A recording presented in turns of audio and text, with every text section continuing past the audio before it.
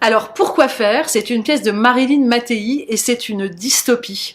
Une heure a disparu de tous les cadrans.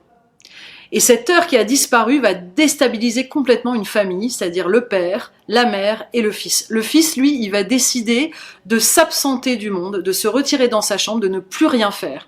Les parents vont se retrouver face à face et vont être complètement déstabilisés et se poser la question de ce qu'ils ont fait de leur vie et ce qu'ils font de leur vie aujourd'hui. Ils vont essayer de retrouver le rythme d'avant sans jamais réussir à le retrouver et ça va complètement les déstabiliser. Marilyn Mattei, l'autrice, est assez marrante parce qu'elle imagine un personnage de livreuse Uber Eats qui court contre le temps avec son vélo et qui, elle, vient livrer des sushis à ce fils reclus. Et donc les parents vont établir une relation avec cette livreuse pour rentrer en contact avec le fils. Donc ça donne des allées et venues très très drôles dans cette petite maison. Marilyn Mattei et moi, on a fait un travail en fait sur le temps libre. On a interrogé des habitants sur le territoire de Pagny-sur-Moselle.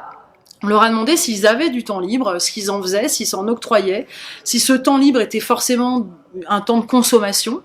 Et ça a donné cette pièce qui nous interroge chacun profondément sur que fait-on de sa vie, que fait-on de son temps et qu'est-ce qui se passerait si la jeunesse décidait de se retirer du monde, de ne plus participer à la fabrication de ce monde. Elle a toutes les raisons de le faire et donc ça nous met face à cette hypothèse. Donc c'est à la fois une comédie très très bien faite, un peu sur les bases du boulevard, il y a des allées et venues, il y a un suspense, on attend que ce fils sorte et en même temps ça nous met face à des questions extrêmement profondes et métaphysiques. Voilà, ça se passe vraiment dans le salon, donc c'est une pièce de salon avec un canapé qui a 23 ans et ils vont se partager ce territoire dans cette reclusion très très drôle. Là où c'est malin aussi, c'est que Marilyn imagine que les personnages sont aussi les narrateurs de l'histoire et donc ils s'amusent à faire passer le temps comme ils veulent puisqu'ils sont narrateurs, donc ils ont toute la liberté, alors que les personnages, eux, sont complètement prisonniers de la temporalité de la fiction.